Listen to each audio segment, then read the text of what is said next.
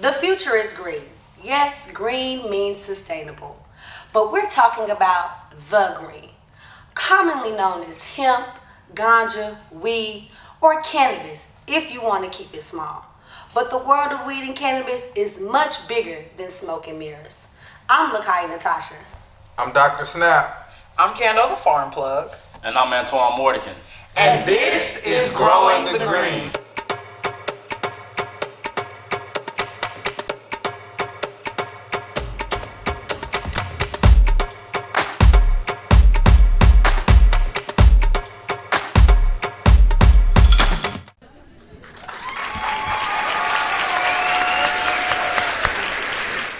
Thank you all so much and welcome to our very first live streaming episode of Growing the Green right here at 595 Grady Street, the Tuskegee University Urban Agriculture Innovative Center.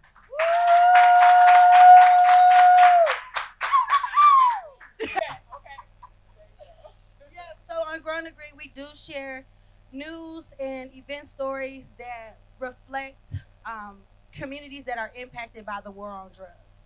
So we're excited to come to you today.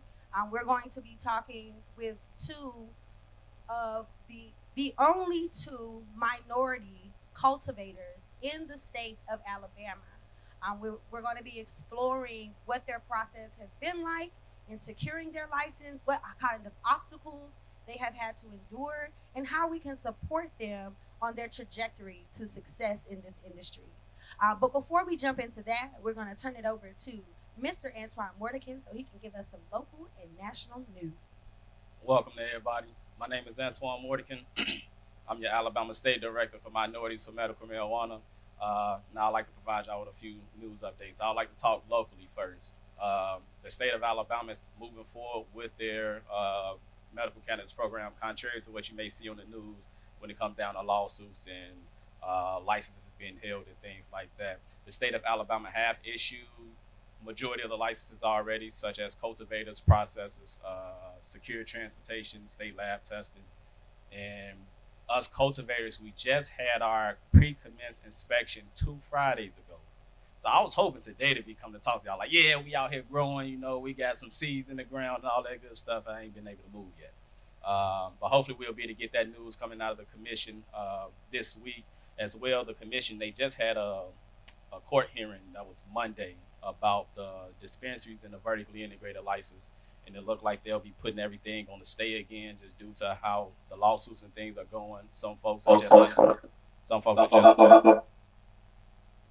unhappy about them not winning the license. So they have to go through the legal process to be able to get it done. But hopefully here by next week, the cultivators, myself and George, will be able to start cultivating cannabis here in the state of Alabama. On the national level, I don't know if y'all saw President Joe Biden's State of the Union conversation where he talked about that nobody should be in jail for marijuana. This is here another call out to you, President Joe Biden. Let's get it done. I've been giving Joe Biden a hard time the last couple of weeks because I thought he can really get a lot of this stuff done with the executive action, a stroke of the pen. However, I think we got some international treaties that prevent him from doing that. So it has to go through the Senate in order for it to get done. But with that being said, nobody still has been let out of these federal penitentiaries as of yet for a cannabis charter. So I'm still calling on President Joe Biden to get that done. That'll be it for the news. I'd like to leave the floor open for conversation. No, you can clap. That's cool. Thanks. It's a heavy industry, right? Especially for us, as Black and brown people. So we can try to come into this like it's a conversation just about making money, but it's not about that. It's about so much more than that. It's about what I love that Dashita Dawson in one of our Canna Kwanzaa, she used the word. A lot of times we hear reparations, but she actually used the word restitution, right? And restitution comes with an acknowledgement. It comes basically, it's how do you make it whole, right? What does making something whole look like? And so hopefully as we have this conversation with y'all, we can figure out what that looks like, at least here in Alabama. So first, let's just check in on George. You here with us, George? You locked in? Well, like we lost him. I don't see you. Well, while we try to get him back yes, on. I'm here. Okay. I like to do a little introduction for George. Me and George, we connected some time back, but I actually learned about George before I actually met him. I had kind of heard about what it is that he was doing. And George is a phenomenal individual. He's already, I'm a new farmer, as I tell folks. I'm your non-traditional farmer. Everything I do is hydroponically. My background is in engineering, but George is a traditional farmer. So his background, when it came down to agriculture and the plan of it, me and him was able to have very high-level conversations about the different things that we was inspired to do. And when I learned that he was going for a cultivation license too, I'm like, yes, I'm not the only one. Because it gets tough when out here when you're just the only minority of black doing anything. Because I would love for y'all to come to the commission meetings with me so y'all can recognize the gravity of the people in this room and how historic this room looks once you're like the only black in now. But with that being said, I'd like to give a shout out. I'd like to introduce George Poindexter. He's the CEO and owner of IM Farms, which is one of the first black-owned medical cannabis cultivators in the state of Alabama. We can clap for that. Thank you. Thank you so much to the group there, esteemed, HBCU like Tuskegee. I went to Alabama, so don't hold that against me. But just long time, lifelong farmer. I grew up picking peas, beans, blueberries, okra, potatoes, you name it. We, our family kind of made their mark. And my grandfather, just give you a little background about him. He put 6 kids through college, and all he ever did was farm, and he was a military person. So he was able to send all of my aunts and uncles, my father even, to Alabama A&M. So very, very represented family in terms of agriculture. So it was kind of in my blood. I was a retired. I was a sales rep with UPS, and I did that for about 10 years prior to about 2 years ago when I just decided to bid completely on myself. I had the opportunity to be able to get an early retirement with a lot of the shutdowns going on. And, I definitely made strides. I had enough capital saved up there where I just, bet on me. And, we are certified organic farmers representing Hale County, Greene County, and surrounding areas. So very much not new, obviously, to the industry of growth, but certainly on containerized internal spaces, like what cannabis and hemp would do. Obviously, we're new to growing in these controlled environment spaces. So got a chance to meet Antoine, some time back, like he indicated, and to know him is to definitely root for him, to support him. Our state needed certainly the representation in this very, historic industry. And so, we just know on a national basis, you look at minorities as it pertains to cannabis, right? We represent the wrong side of the cannabis industry where, they've locked us up and mass incarcerated us over a clip of 50% of the arrests, or owned by minorities, but we represent very little equity, when it comes to owning the licenses as operators in these various states. And credit Alabama, again, on a national level, we're less than 2%, but, credit the state of Alabama, and, we are able to stand on the shoulders of giants here, people who were pioneers in civil rights and all about representation. So 2 of the 7 growers in Alabama made great strides in making sure that people like myself, like Antoine, will have fair representation. So, when I first read his application, like every, other applicant that I read, I could just kind of tell the ones who I knew would be standing at the end. And I knew he earned his stripe and he earned his ticket there. And I'm very, very humbled and excited to share the stage with him. in this space.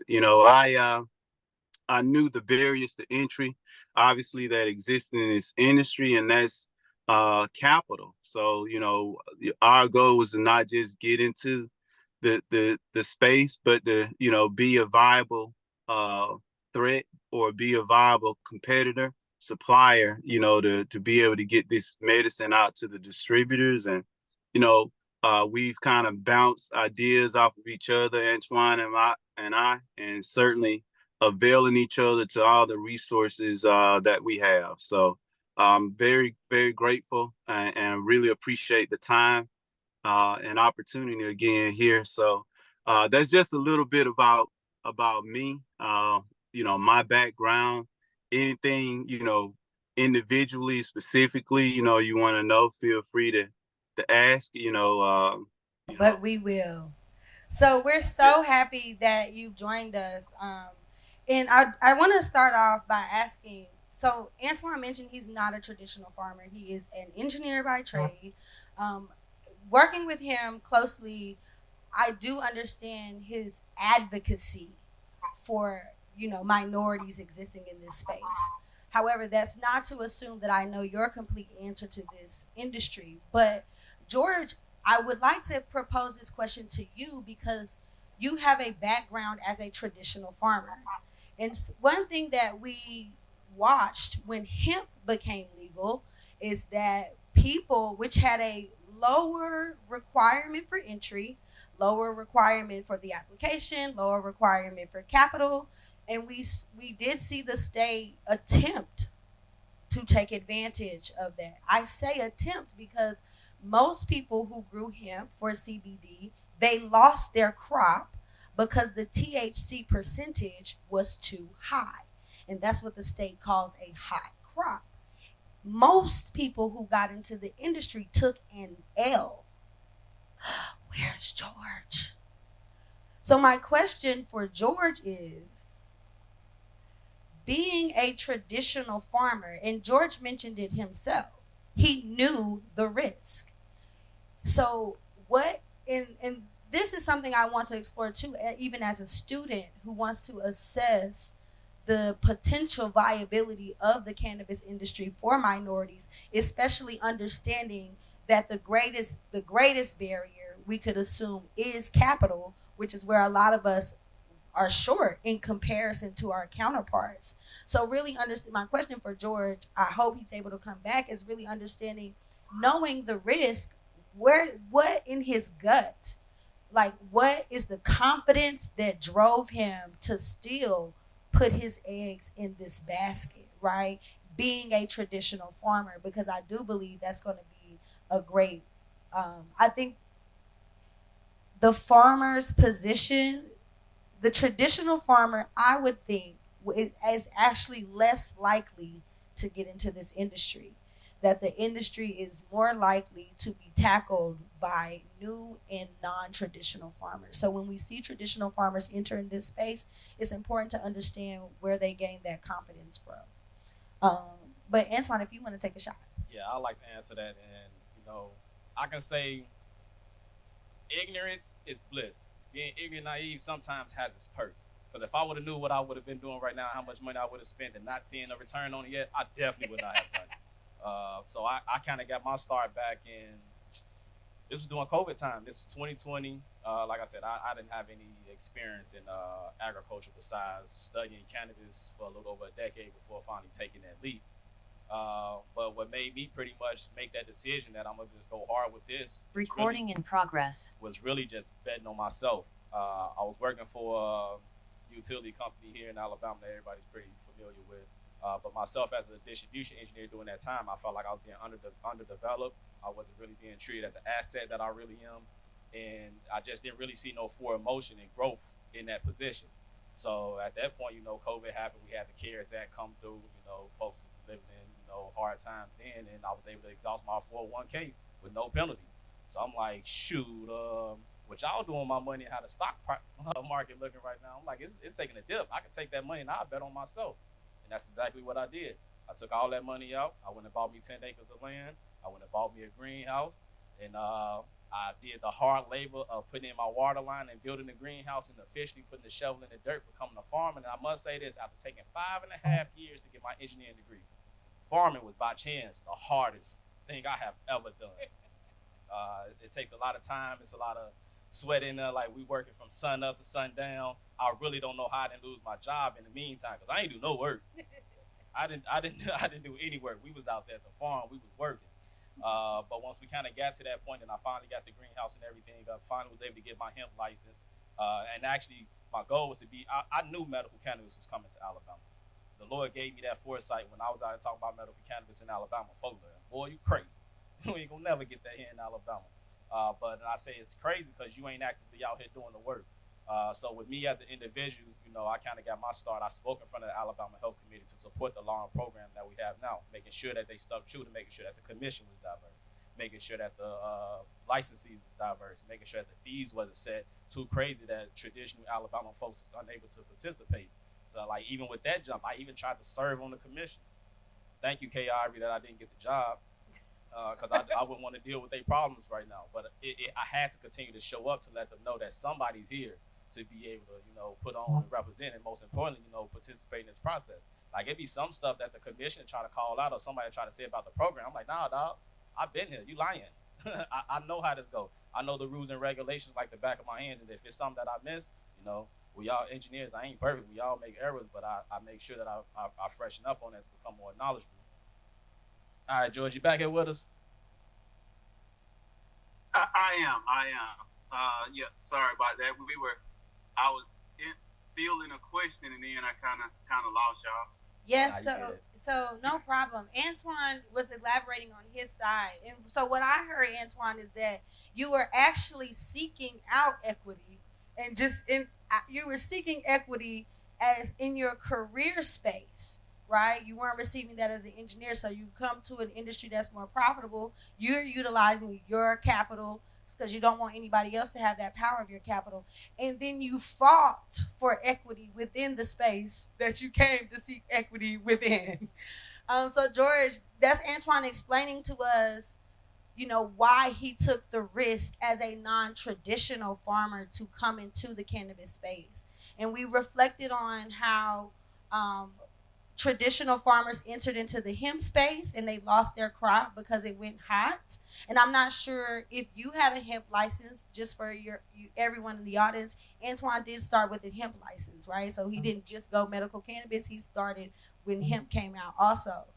So understanding you, George, as a traditional farmer, and you mentioned it yourself, you understand the risk of the industry, but you still bet it all.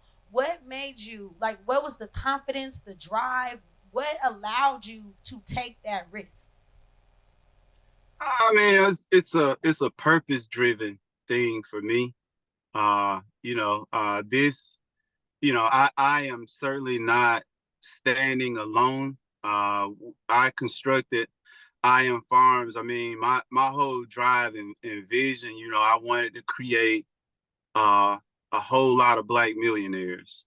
And I myself retired from corporate America to become a billionaire in the agricultural space. That's my drive, and that's my mission. And, I'm certainly headed in that direction. And it's all about creating wealth, creating opportunity. The issue is, as a community of people, we don't own major supply opportunities. We're constant consumers, right? But in the whole supply and demand equation, you gotta shift those conversations. Your best friend, your worst enemy, everybody has to eat. So I am in an industry, in a space that is a necessity, that is a commodity. Food and medicine are big, and then to be able to achieve high credentials and certifications that I've gotten through FSMA and the FDA, also USDA through the organic program. Getting those certifications helped me as a farmer continue to set myself apart from the competition. But it's the right thing to do, because I mean, at the end of the day, these, pesticide free, herbicide free, chemical free, we pitch that. as all a part of our process, because we don't truly know a whole um, detailed scenario on what the impact of consuming genetically modified foods, what the risks are with consuming pesticides and chemicals. We see little residuals with the health crisis that's going on.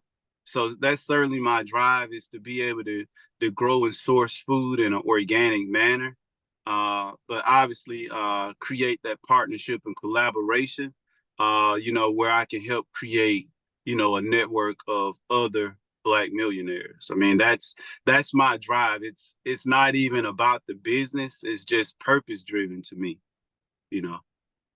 So, my question is to both of you all: do you all, considering that you just said collaboration, do you all see any possible ways that you two, since you all have a relationship with one another, that see any ways that you all could possibly collaborate with each other and complement each other when considering your strengths and your weaknesses?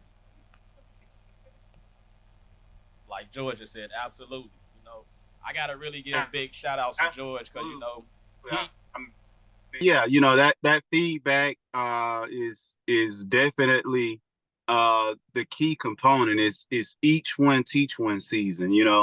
I think traditionally in our culture is, as we ascend and separate ourselves from the pack, a lot of times we don't collaborate, we don't help pull up the next man. But really, it's really strengthening yourself by doing that. It's the best thing about this is, Alabama's probably going to be a $3 to $5 billion market. Antoine not going to grow every flower, just like I'm not going to grow every flower for the market. And it's just like both of us can become, and all of you can become certified organic, farmers, and sell somebody like Whole Foods. You can sell them $1 million of produce, and you can help the next person do the same thing, and it won't cost you anything to do that. So, because there's room and there's space at this table in agriculture, I'm going through a program now that's actually, I didn't go to an HBCU, like I told y'all, but if y'all are familiar with this program, it's called Acres. Acres is sponsored by Southern University. I'm in my 11th week of a 12-week course. I'll be glad to share the link. But every year, all they do is grow more and more Black farmers, so that once you enter this National Minority Supplier Development Council, once you go through this 12-week curriculum, it's gonna help train and develop you as a major supplier, so that you can approach a company like Walmart or Whole Foods or Publix, and guess what? You can sell millions of dollars of produce too. And that was certainly part of this thing, when I got the cannabis, that would automatically help me spill over and develop that produce side of the business too. So, but just constantly looking for opportunities there. And as I learn, what those opportunities are, those other competitive advantages, it's not in my nature to just hold them for me. I'm an advocate. I'm an advocate for somebody Black like me, being successful too. I mean, that to me, the more than the millions I make, the impact that I can have on other people. I mean, that's big to me. I mean, that's gonna be more rewarding to me than making $5 or $6 million profit a harvest. I like to piggyback on that. It's definitely no limit to the collaboration that me and George can kind of do together. And we both have our unique strengths and our unique weaknesses. And I think with both of us together in our respective spaces, I think we can get it done. But just like a little bit more, what I kind of envision for the state of Alabama when it comes down to cannabis. With my background being in engineering, agriculture is a new introduction to me. But my goal is to be able to tie STEM and agriculture together you know, I respect the cannabis plant in totality. More importantly, the industrial hemp side of it. But you know, we got medical cannabis, and it's a lucrative industry. And we cannot allow the economic stimulation to miss our community.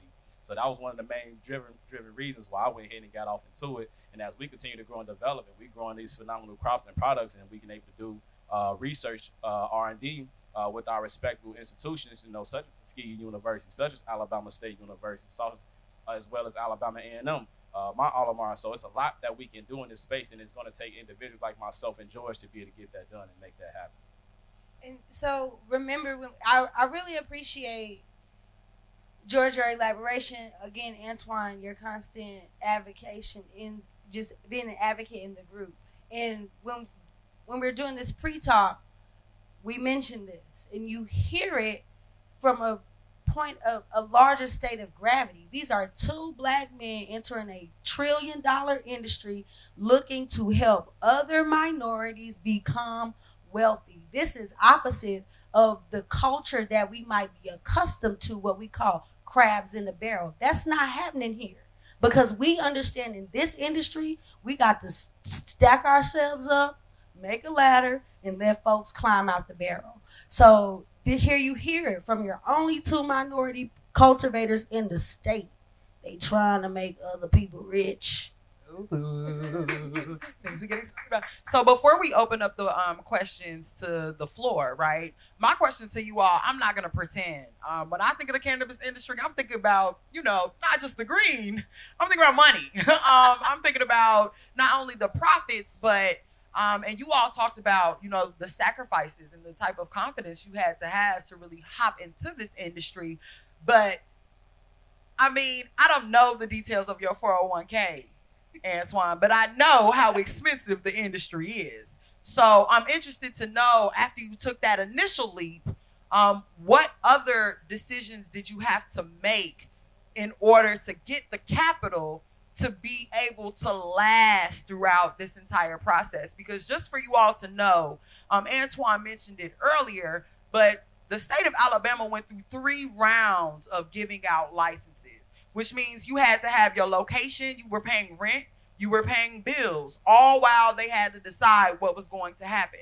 So if you ran out of funds, you were basically booted out of the fight. So these two brothers not only managed to hang in the fight, but they're also like, they're right at the finish line, right? So I'm just interested, because when we think about big numbers, especially in our community, like, I think sometimes what contributes to that crab in the bucket mentality is not believing that we even can have access to these types of funds or this type of venture capitalism. So I'm just interested to know more about you all's models of approaching the venture capitalist space.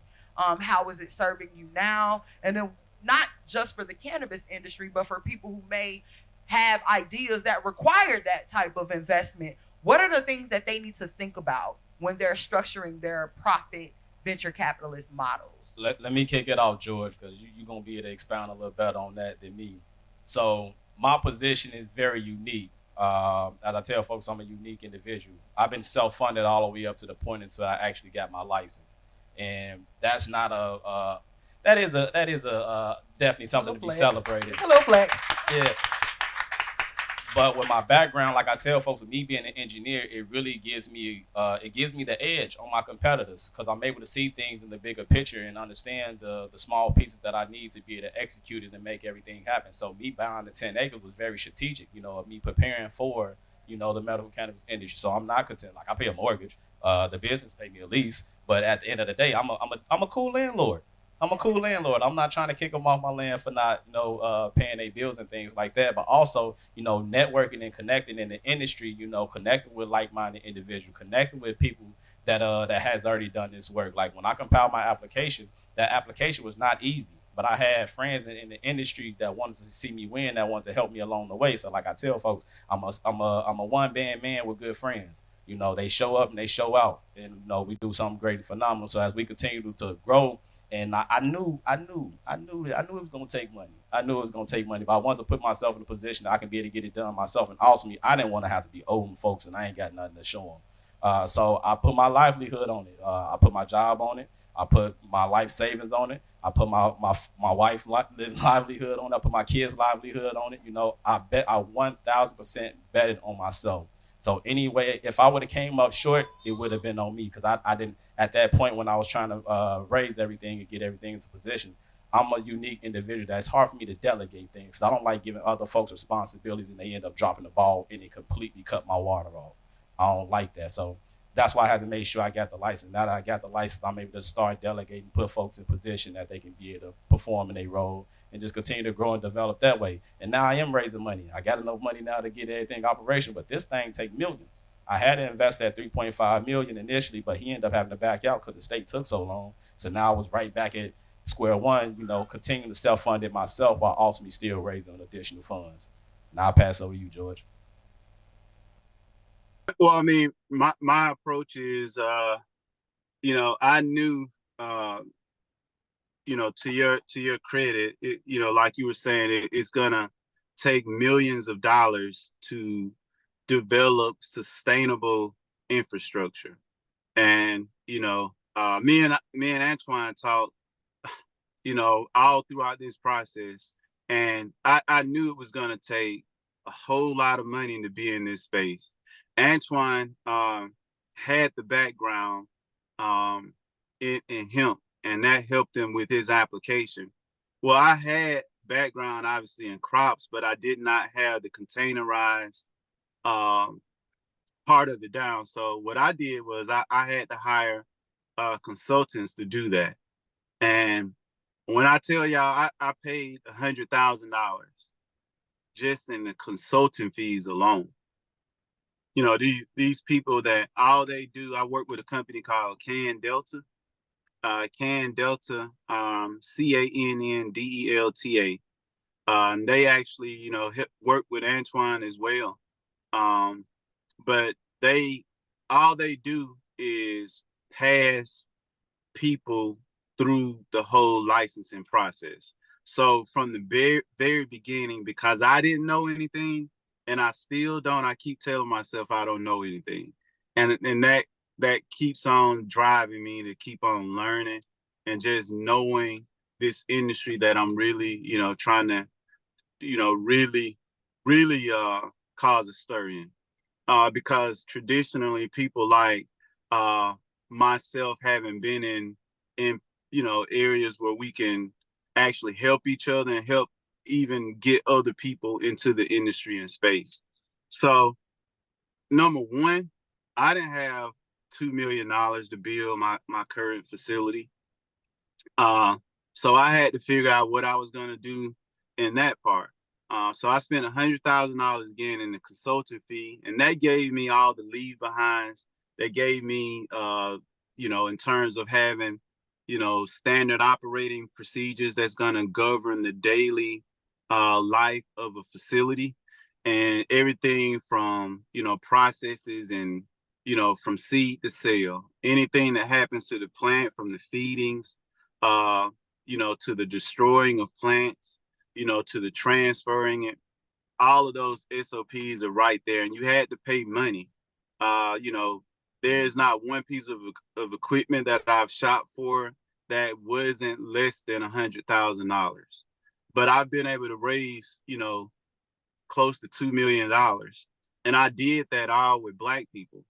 And what I did was myself personally just, you know, work with the network of friends and family, people like-minded, like myself, people who are individually successful in their own right, that have disposable income and want a real opportunity, you know, in being an investor in a $1 billion space. And, you know, for me, I had to recognize who I was, which people like me and Antoine don't traditionally get this space. When we're typically getting licenses in these other states, well, it's after our white friends have way saturated the market and then they let us in at micro licensing. So we don't really have a chance at biting off a huge piece of the market and really establishing our market presence. So all Alabama need to do is give me a crack, and I you know, I use my, you know, my intuition, my training and skills, my business savvy, and I developed a business platform where if these group of investors could help me build this building, then they'd be locked into that, you know, that profit structure, you know, indefinitely. And so that's what I did, you know, and you know, I designed a facility, you know, proudly that was scored a A with the state of Alabama without having ever known that. But I worked with a company called Grow Generation, and you know, me spending $100,000, I know, you know, in that consultant, every partner that they transferred me to, whether it was lighting or benching and racks, whether it was HVAC systems, you know, processes, seeds, you name it, they always partner me with the experts. And these people, this is their life, and this is all they do is cannabis. So their goal is your invested success, because guess what? If I get your business operational in phase 2, as you grow and build out, who you gonna come back to for lighting? Who you gonna come back to for security cameras or this or that? You know, people that help, you know, get you and help establish you and set you apart in that whole application process. So that's what I've done, is create that partnership and collaboration. I did calls like this, believe it or not, where I've had over 100 people or close to it, just from all walks, from all over the country. It's somebody that knows somebody, that kind of thing. And that really helps shorten the cycle. You know, I operate on transparency as a part of my whole pitch to my investors, you know, because that's what this industry is about. I knew I could not, on my own merit, build a $2 million facility by itself. But what I brought to Alabama was a facility built with my brothers and sisters, and it's grade A.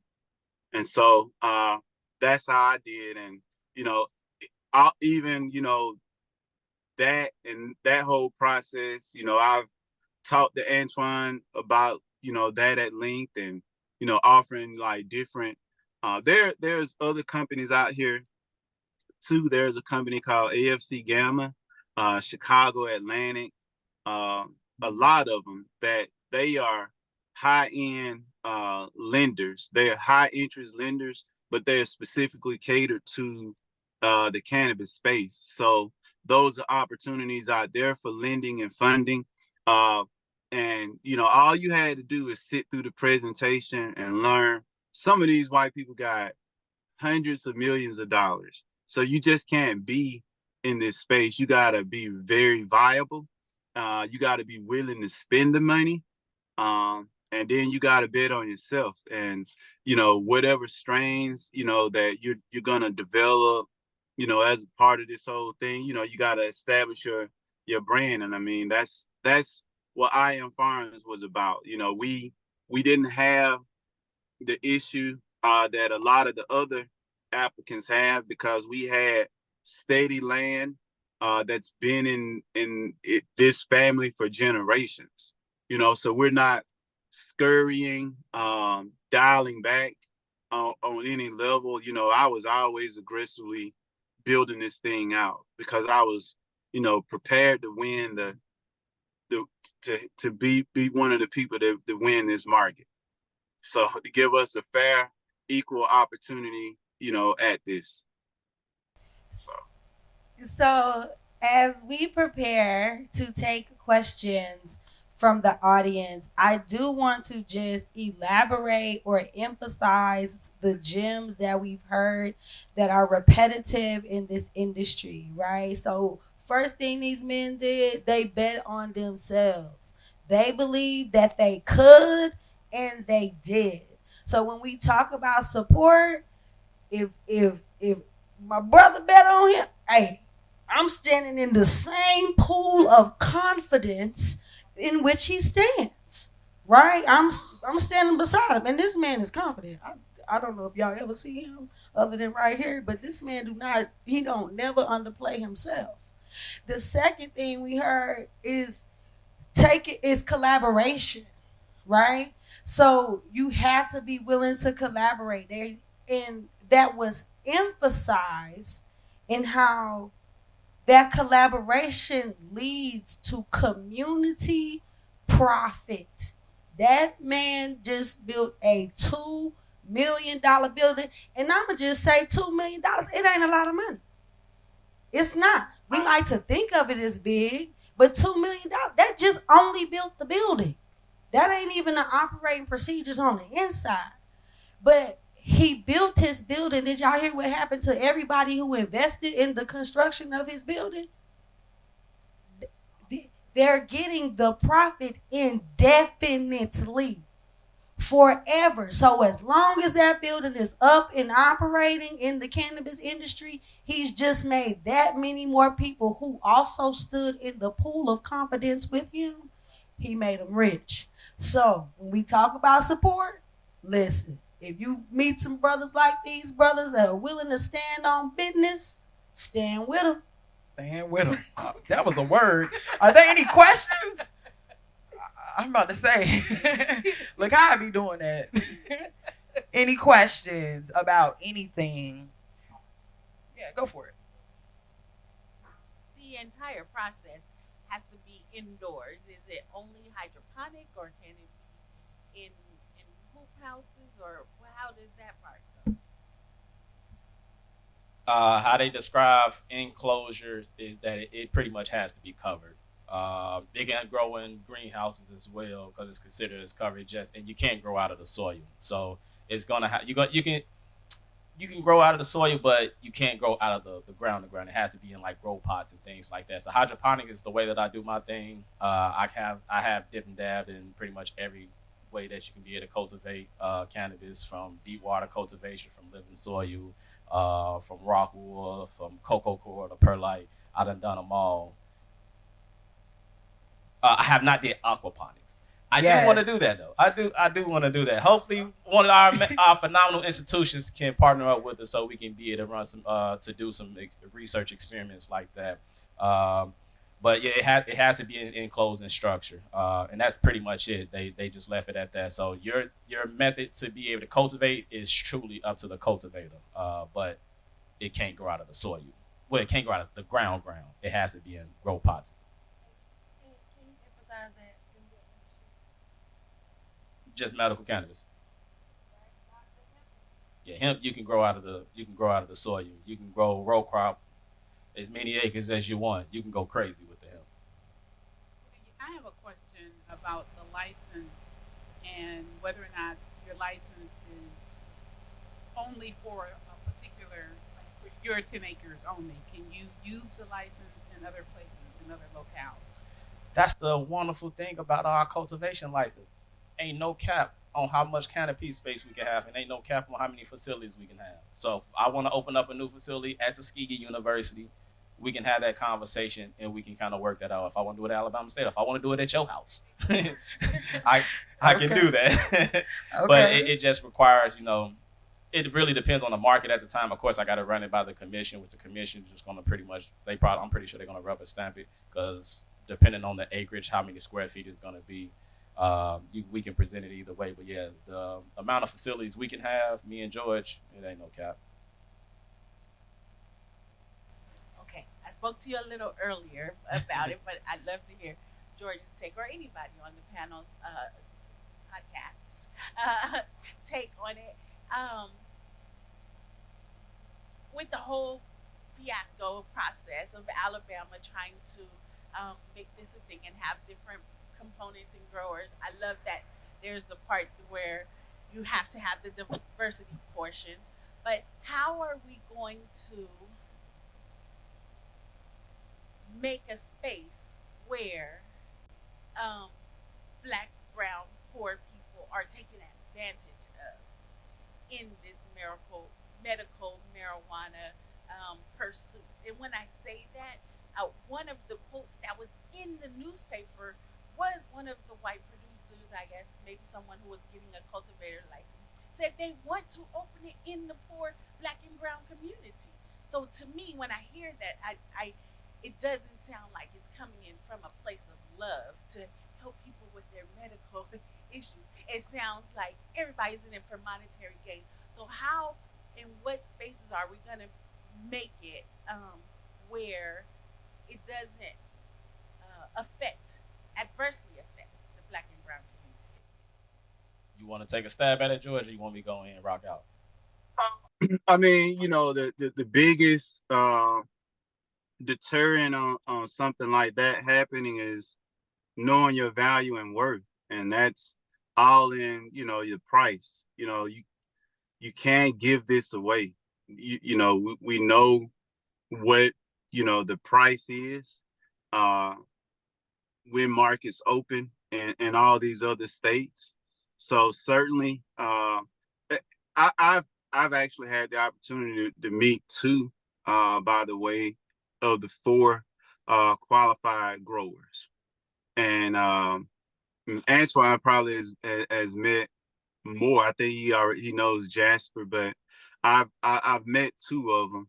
The one white applicant that got approved, they've already been down to our facility. These people would rather, from what they told us, they'd rather work with the minority grower. But we, because of how we grow, being pesticide free, herbicide free, chemical free as a part of our process, that's actually going to help aid them. So they're not going to buy it, from us because we're Black. They're going to buy from us because we're going to give them the ability to be able to extract higher volumes of oils and extracts on the THC because of our growth style and process, right? So we've established competitive advantages for ourselves individually as a company, and we're not going to give that back away in the price. So that's how we'll do for ourselves, is to know your worth and then sell accordingly. So that's the biggest thing is just not being here, developing a reputation, because there's a lot of things like we can't control if these people have biases against us or whatever. But one thing about it is, if you're one of these four qualified buyers and you're seen not moving on me or Antoine's cannabis, then you're gonna have to deal with that, because this stuff isn't supposed to be sitting in nobody's safe or vault. So representation was all a part of that. But I think the biggest advantage that myself and Antoine will have is because we're not new to this. I'm certainly new to cannabis, but being a business savvy person, I retired out of sales. That was my specialty. So in that, we have a superior product, and we will sell it as such. So that's how we won't be taken advantage of in any way with that. So Antoine, you feel free to go ahead in there.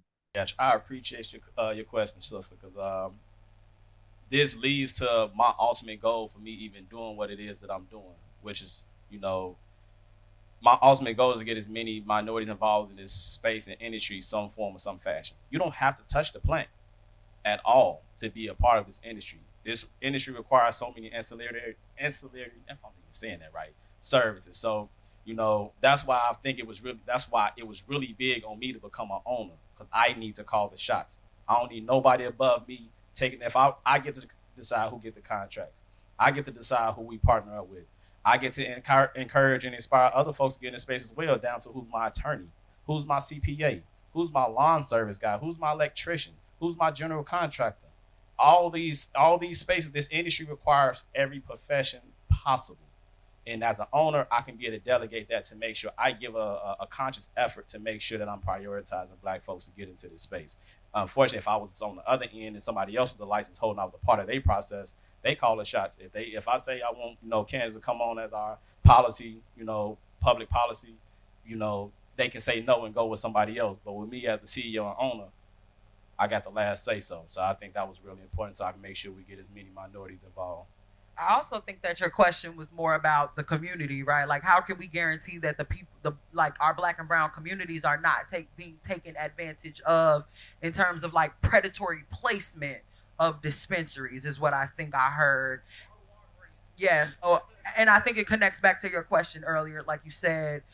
So one of the key expectations is the taxation on it, right? So a lot of the times, and this is where it gets important to study or to understand and have relationships, right? Because we got to look at what happened in other states before it got to Alabama. So kind of what happened was that was the carrot that was dangled in front of a lot of people's faces. I know in Chicago, there were instances where MSOs, multi-state operators, so there were MSOs that came into Chicago and they picked people in different neighborhoods to sign up because they needed that 51%, right? So they were trying to get that social equity. And then they also were like, well, you're a part owner in this. Not only will you receive it, but if we put the dispensary in your community, then the taxes will go straight to your community, right? And so that is a very good thing. That is a situation in which case, if George and Antoine's products, as top dollar and top tier as they're gonna be, if they end up in our community, no matter who pays them, you're investing in the community because of the tax that'll follow up. So something interesting that happened in Chicago was that a lot of Black communities were really against it. They didn't like it. They were very with the stigmatization of it. They were like, that's not something we want in our community. And then when they saw it go to the north side, and they saw all the taxes go to the schools, they were like, oh no. It was like the curtain had been pulled, right? So I hear what you're saying. It's kind of like a give and a take in a lot of ways. And this is why it requires, I was just listening to Malcolm X, Ballot or the Bullet, right? He talks about political maturity, right? And so we have to transcend this Republican or Democrat dichotomy, right? This partisan. We got to get past that, right? Especially on local levels, to really understand what people are talking about, what are they offering, what are their interests, and what are they fighting for? Because it may come to the point where we just have to get someone like Antoine, right, to be actually on the Cannabis Commission, right? So that way we can be sure of the policies that are being passed. But no matter what, all of these people, they're elected officials, right? They are still people that we are picking, that we pass on the street regularly. So we have to be educated, we have to be proactive, and even deeper than that, we have to be supportive. Because at the end of the day, if you get your medical cannabis card and you're shopping in a dispensary and you buy from anyone that's not a minority cultivator, you're literally it's like that circular dollar, you're literally taking it out. Even if you go to a dispensary in a Black community, yes, some of those taxes will come down, but what about this brother and his CPA? What about all of the people who invested with George? What about all of the people who will have to become staff and all of those things? So he mentioned it earlier, and the word is ancillary. Ancillary, people say it different ways. I say ancillary depending on how I feel, but that just basically lets you know that word means connected, right? So we talking about cannabis, but the Clark sisters, right, we have a firm belief that agriculture is not a part of cannabis. Cannabis is a part of agriculture, right? So when we look at the regular agriculture system, you need farm workers, right? You need horticulturalists. You need an engineer who can work on your tractor if something happens. You need all of these people in industries that are related to agriculture, and cannabis is the exact same way. So being in a state like Alabama, where we have 3 powerhouse institutions that are HBCUs, we've had conversations with A&M. We've taken field trips up there. Our last episode featured Dr. Femi Olufemi from Alabama State University. So we are in conversation with all of the big 3 in Alabama. It's just a matter of us being able to really organize and stay in connection with each other as we collaborate and as this industry unfolds. Did that answer your question a little better? Yeah, I do want to echo.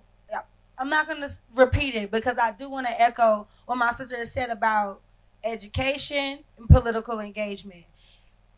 We cannot put the onus on somebody else for us to be educated. That's one thing we say about the cannabis industry. Boy, if you into this industry, you was doing your own research, because nobody is coming to feed you the cash cow. Boy, they not bringing it to you unless they bring it to you like that. So even to elaborate their positions, elaborating on their positions on how they're protecting their industry has to come with understanding the consumer industry in Alabama. They're not talking to you about protecting you or giving you good flour, because your flour is not going to come directly from your cultivator. Their product can only go to testing facilities, processing facilities. Somebody has to change the form of what they produce. What they grow is not coming straight to you, right? So that's a part. So when they talk about protecting their industry, they talk about who they doing business with, right? So when we talk about following or knowing, you need to know who they doing business with. So when I think about cannabis consumption, I'm gonna think about it like fast food. I'm gonna think about it like food, like the agriculture industry, right? You want to know your farmer. You want to know where your food come from. Even if I go out to eat in Birmingham, I order fried green tomatoes. Excuse me, sir, where were these tomatoes grown? That's what I ask. And you can ask that in any restaurant across Alabama. They are supposed to tell you where your food is sourced from, right? So you have to take the same responsibilities and do understand that we are still Black people in America, just like they put predatory lenders in our communities. They put an abundance of fast food, low budget shopping facilities. They're going to continue to attack. Let's not forget, right? So because we know, let's take the steps to educate ourselves and put ourselves ahead of the curve. And another thing you can do is stay linked in, right, with Growing the Green, because that's really what we want to do, right? Like, I was super excited about the cannabis industry. Like I said, I'm from Chicago. I actually, in undergrad, 2 days before I turned 21, I was arrested for less than a gram of cannabis. It was homecoming weekend. I ain't gonna lie, I was, you know what I'm saying? Outside. My senior year, I was about to turn 21. And, it was just a bad situation, straightforward. And the amount of cannabis that I got arrested for was so minimal. It was like less than what if you could see my finger, it was like small. You know what I'm saying? Like, he scavenged my whole car. And I was just so blessed that I had a parent, you know what I'm saying, that I could afford to just pay this little $2,500 to my lawyer. And it was all small town politics. So when we talk about those ancillary industries, I got a friend in Chicago with a brand called Trap House Chicago. It's a restorative justice brand. And he has an initiative called Crime Pays. And on the back of one of his shirts is a list of all of the people who are involved when a homicide in our community unfolds. A coroner, an ambulance, what is that? The funeral home, the processing, right? There are so many people involved in the death of our community. This is no different. Every industry is ancillary. And when you look at Alabama, they are not ramping up their building of jails for no reason, right? I know in Tuskegee, we got some speed cameras that been popping up. Okay? And it's little things like that. Like, I got caught too. I didn't even know that they were on. I went 10 over, 11 over speed limit. And it was $160.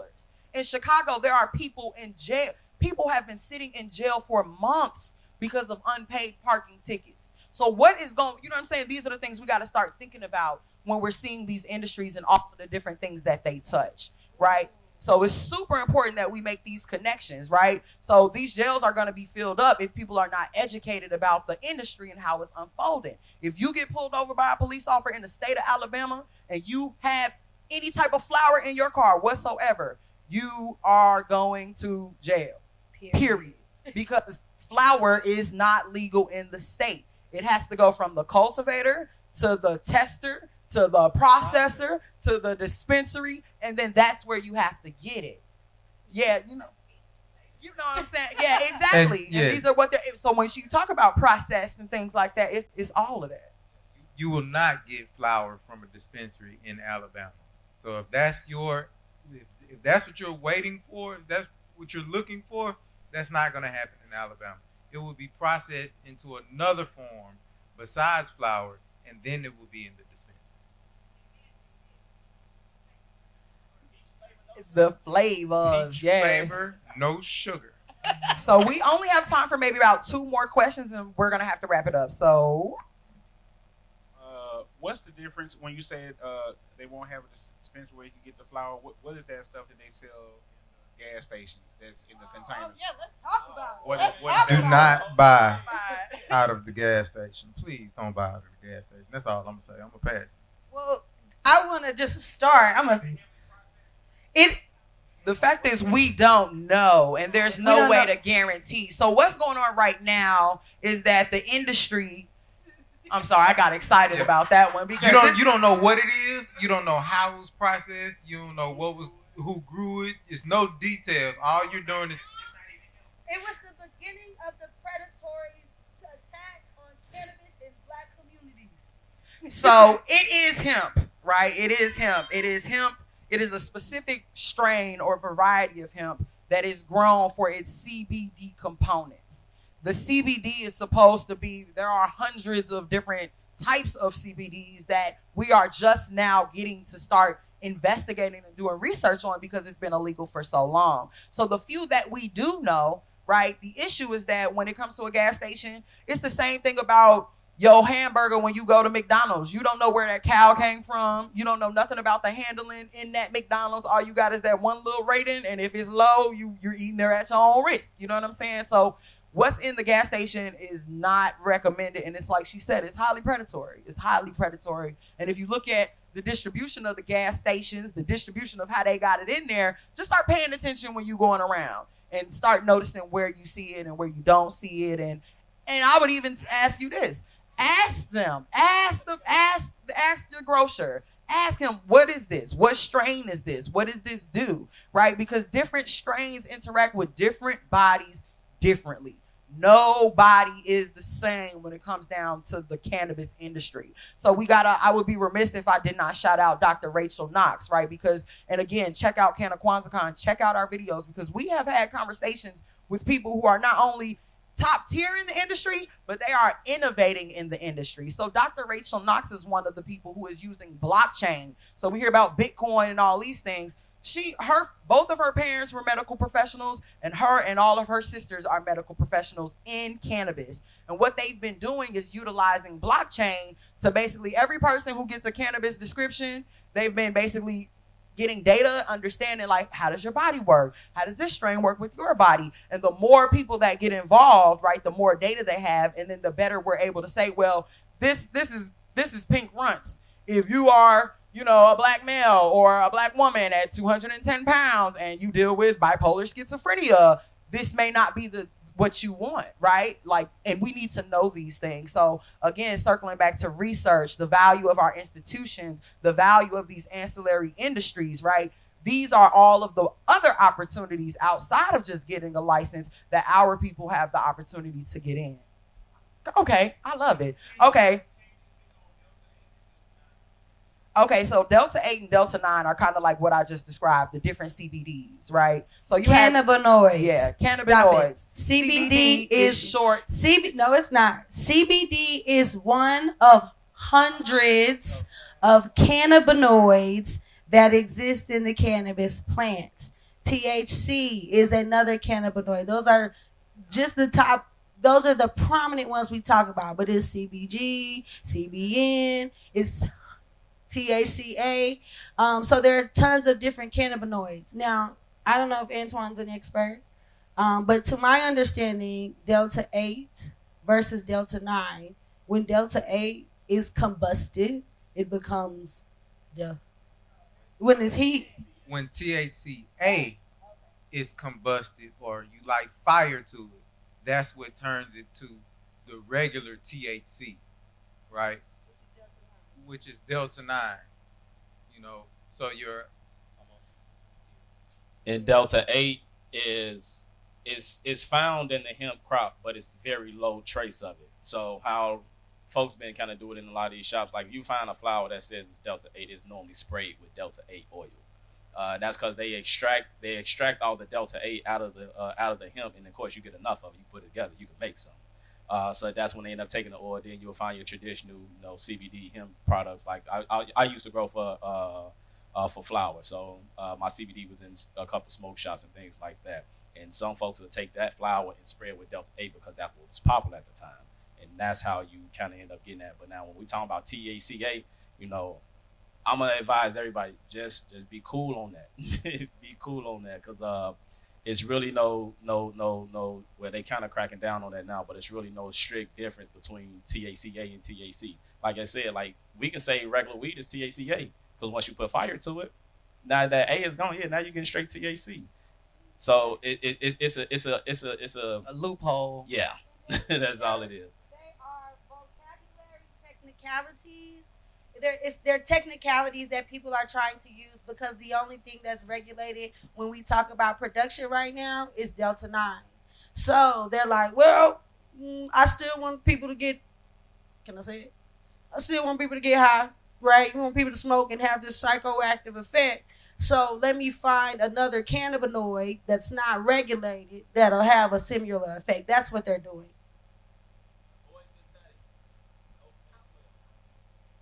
So, hey, I was just about to ask a question. I actually have a two-part question.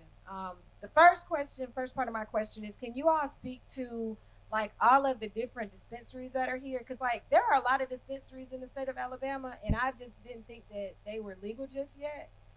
Can you speak to that? And also, just speaking about just marijuana in general, and we don't know if this is the question that I can ask, but you said something about like legal people like that are smoking legal, and I know they can get that out of gas stations and different things like that.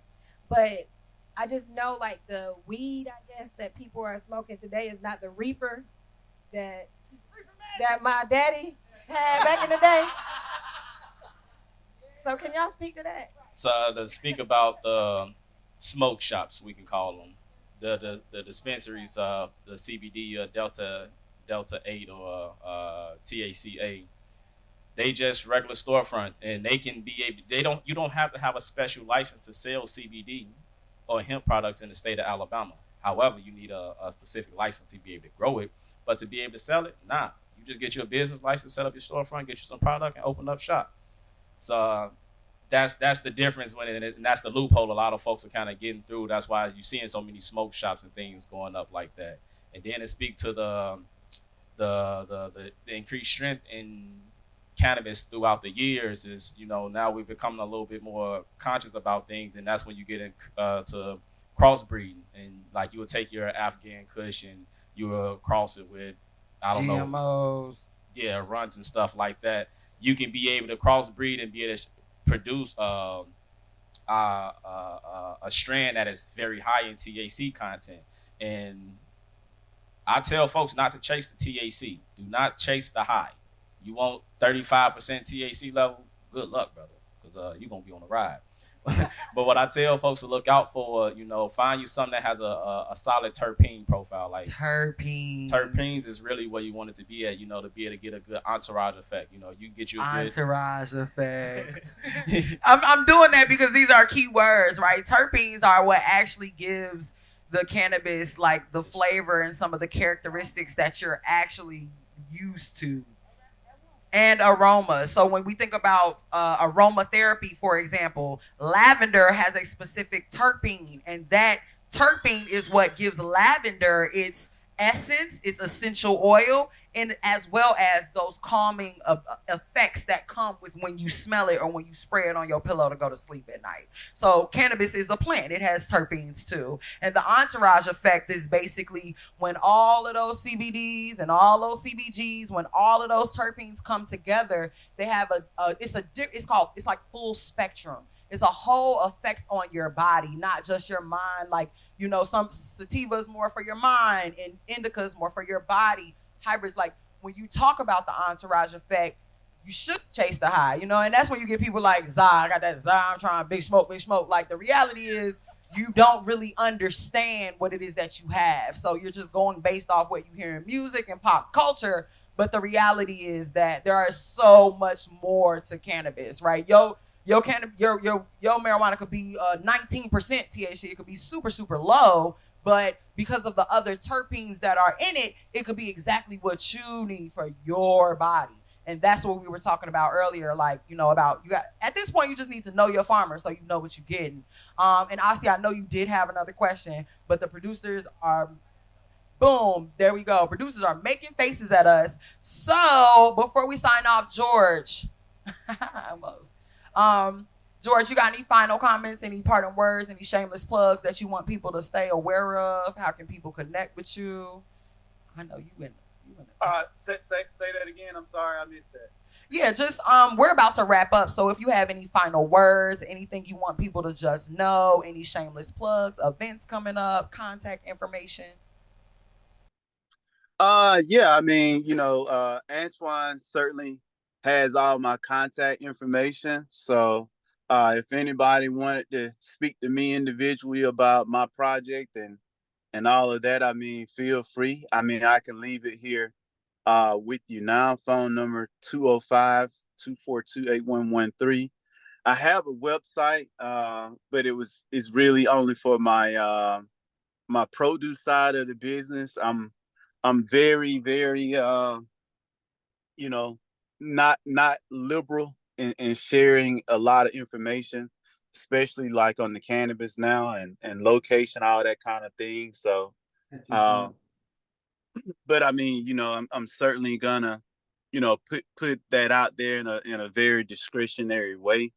So I've been able to field and entertain a lot of people that have come and, did site tours at our facility, the whole nine. I mean, I am an advocate for the industry and, certainly want to be connected definitely with Tuskegee and really the whole HBCU network. So I think this is just the start of many these type conversations where we can start talking about and looking at agriculture really, as a group economics venture. I mean, when you think about historically how our enemies really got ahead of us is, we were always, more than just obviously, agriculturalists. We were engineers, like Antoine, doctors, attorneys, right? So, but within this whole Black Wall Street mindset, I think our approach should be group economics, and I think when our people really start looking at themselves as a group, I think everything else is gonna really shift in terms of buying power and group economics. The last time our people collectively have probably really exercised our whole economic prowess, from what I think historically is probably the bus boycott. But ironically, that even happened right here in Alabama. So when we come together, we can really do some things. And I think, having conversations, dialogues, exchanges like this is the start there. So, I mean, my website is I Am Farms. I can put that in the chat there too, and also my phone number. So just feel free to contact with me. I'm definitely open book and definitely want to be an advocate and a valuable resource for my people. That's what this is all about. Shay, and we couldn't have said it better because ultimately no one can grow the green alone. It takes a group that is willing to come together and sow seeds of growth, and that is exactly what we plan to keep doing here at Growing the Green. We plan to keep learning, reaping, and sowing together with you all. So thank you so much for tuning in for this extra hour of the day of the Farmers Conference. Why is it doing this to me? Of the 132nd Farmers Conference kickoff. Thank you all so much. Have a great evening.